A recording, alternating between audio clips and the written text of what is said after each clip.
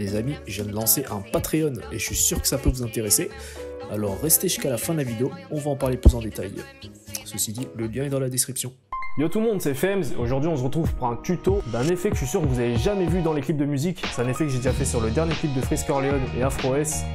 Je l'ai aussi fait sur d'autres clips tels que Moss, Naps, Gazo et j'en passe. Enfin, c'est un effet que j'ai fait pas mal de fois, mais j'ai jamais vu personne le refaire. Il y en a quelques-uns d'entre vous qui m'ont demandé sur TikTok de vous refaire cet effet. Du coup, on se retrouve dans cette vidéo. On va directement passer sur After Effects et je vous montre de suite comment faire. C'est parti. Alors l'effet, en gros, si tu veux, c'est ça. Boum. C'est une sorte de transition comme ça. On a la cigarette, entre guillemets, qui va rentrer dans le plan en mode désintégré et s'intégrer comme ça sur le plan juste après. Donc ça fait ça. Tac. Donc, je trouve cet effet vraiment stylé. Nous, ce qu'on veut, c'est juste ces deux fichiers. Qu'est-ce que c'est? C'est juste le plan A et le plan B, tout simplement. Et ils sont juste un petit peu ralentis pour que la transition soit plus fluide. Donc pour commencer, ce qu'on va faire, c'est qu'on va dupliquer ce plan.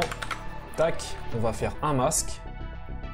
Et on va masquer l'objet qu'on veut faire apparaître en désintégration. Donc on fait ça. Tac. Une fois qu'on a notre masque, on va faire un freeze frame, c'est-à-dire qu'on va mettre pause sur la vidéo. Donc pour faire ça, on fait clic droit, hop, on va là et on fait freeze frame. Ensuite on prend notre plan, on le remet au début et puis on va le couper juste à l'intersection du deuxième plan, comme ça. Hop, du coup ce qu'on a c'est ça. Donc maintenant ce qu'il faut qu'on fasse, c'est qu'on anime notre objet. Donc pour faire ça, ce qui est simple à faire, c'est qu'on va passer notre calque en 3D et on va activer le motion blur.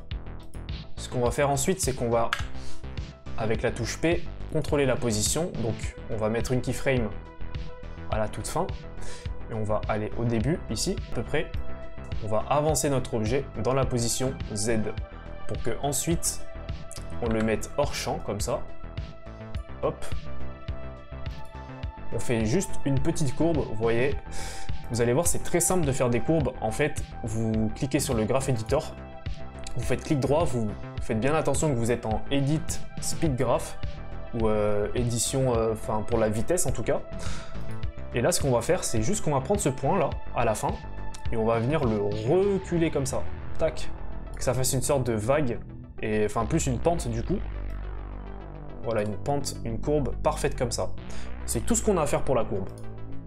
Ensuite, ce qu'on fait, c'est qu'on regarde ce que ça donne, et normalement, ça devrait passer crème. Boum.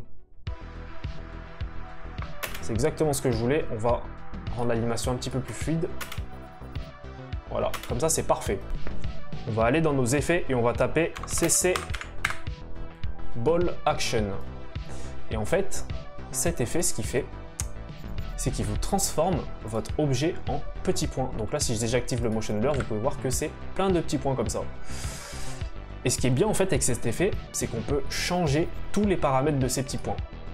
Donc par exemple, déjà notre frame, on va la mettre 2 frames en plus comme ça, pour que notre effet reste un petit peu. Et ce qu'on va faire, c'est qu'on va se mettre à l'intersection de nos deux plans, et on va passer la deuxième propriété en random.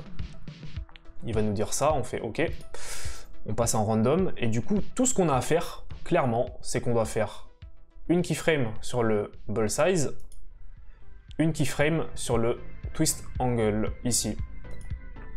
Et en fait, ce qu'on va faire, c'est qu'on va venir au tout début, donc par exemple ici, on va venir changer le random, on va par exemple mettre ça comme ça, et le ball size, on va le mettre un petit peu plus petit, par exemple comme ça. Et donc, concrètement, ce que ça fait, c'est que ça vient réintégrer. Je trouve cet effet vraiment trop stylé, les gars. Et d'ailleurs, si vous voulez que ce soit encore plus fluide, on fait la même technique avec le graphe. C'est-à-dire qu'on vient prendre le graphe comme ça, hop,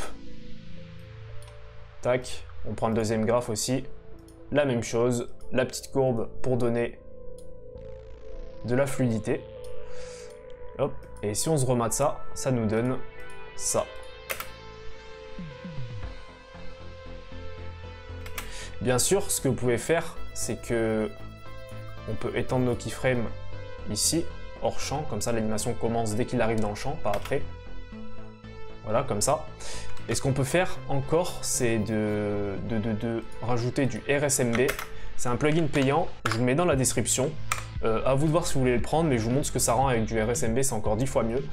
Vous mettez tac, comme ça, hop hop, c'est bon, tout est bon. Et en fait, le RSMB, ça va rajouter du flou de mouvement au-dessus des petites boulettes. Au-dessus des petits cercles comme ça. Et pour finir, ce qu'on peut rajouter, c'est que là, je suis sorti de ma précomposition, du coup, c'est ça, c'est le même plan. Ce qu'on peut faire, c'est qu'on peut rajouter du Camera Shake. Donc moi, j'ai le S-Shake de Saphir. Donc je viens taper Shake. Tac. Ça, c'est bon. Je monte. Je mets une keyframe sur l'amplitude. Ici, l'amplitude, je la mets à 0. Et du coup, après l'amplitude, je la mets à 0. Donc ça fait 0, 1000, 0. Et en fait, ça va créer un Camera Shake. Boum. Et là, si on se revoit le plan du début, ça donne ça. Je tiens aussi à te dire que si tu veux faire cet effet plusieurs fois dans le même clip ou le faire sur plusieurs projets sans à chaque fois remettre les réglages, je te propose mon pack de presets du GhostFX que je te mets juste en haut. Et en fait, ça te permet d'avoir l'effet déjà prêt. Tu as juste à glisser ton objet dedans et l'effet se met automatiquement. Il y a aussi quelques transitions avec des sound effects et du sound design déjà fait dessus. Je te le mets aussi dans la description. Voilà, si tu as envie de ne pas te prendre la tête et d'avoir l'effet déjà prêt, on retourne sur After Effects. Tout ce que vous avez à faire, c'est mettre votre objet à l'intérieur de la précomposition de ce preset. Je m'explique, c'est ultra simple. En fait, vous avez le GhostFX, donc ça c'est notre pack, et par exemple vous avez le zoom in. Donc ce qu'on va faire, c'est qu'on va aller dans notre projet, on va importer le zoom in comme ça. Et quand vous ouvrez le zoom in, vous avez 3 fichiers. Donc on clique sur le fichier GhostFX, ça va nous amener là. On double-clique à l'intérieur de Roto. Tac. Et tout simplement ce qu'on a à faire, c'est à prendre notre plan de la cigarette qui est ici, c'est celui-ci. Et en fait, vous allez le prendre. Donc là, regardez, on enlève tous les effets. Tac, on copie, on le met dans Roto. Du coup, quand on remonte dans notre précomposition, il y a l'effet qui est déjà fait. Et en fait, tout ce qu'on a à faire, on peut peut-être l'allonger un petit peu. On prend notre GhostFX ici, on fait copier, coller, ça on peut l'enlever, l'ancien. Et là, on a notre GhostFX qui est déjà fait, du coup, avec le preset. Et la seule chose qu'on a à faire, du coup, c'est de le remettre ici. Et voilà, vous avez votre animation qui est déjà faite. Après, la seule chose que vous avez à faire, c'est peut-être position, hop, on se met en 3D comme tout à l'heure, position, tac, hop, on se met comme ça, on refait une courbe comme tout à l'heure, comme ceci.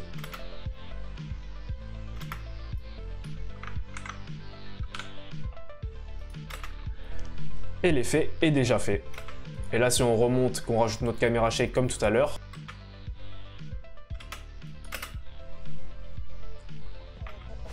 donc voilà comment on fait cet effet. Comme d'habitude, s'il y a quelque chose que tu n'as pas compris ou qu'il y a un effet que tu veux que je fasse en particulier ou que j'explique, n'hésite pas à le dire dans les commentaires. Lâche un like si ce tuto t'a appris des choses. T'abonner aussi pour pas louper les prochaines vidéos. En plus, c'est la 4e fois que je tourne cette vidéo parce que l'autofocus de la caméra ici devant moi ne marchait pas. Je sors un tuto par semaine et d'ailleurs toutes les semaines je fais un sondage Instagram où tu choisis le tuto. Je répète encore, on va bientôt sortir une formation ainsi qu'un Patreon où je te lâcherai du contenu exclusif, c'est-à-dire des tutos plus complexes, plus longs. Je te filmerai aussi mon workflow parfois sur des clips ou quoi. On pourra interagir ensemble. Il y aura un Discord aussi avec une communauté d'artistes VFX qui pourront répondre à toutes tes questions. On pourra se partager du savoir, des effets, des plugins, des presets. Donc si tu as envie de t'approfondir encore plus dans les VFX, n'hésite pas à me soutenir sur Patreon, c'est là-bas que tout va se passer. En tout cas, je te remercie d'être resté jusqu'à la fin de la vidéo, ça fait plaisir et je te dis à la semaine prochaine. Ciao!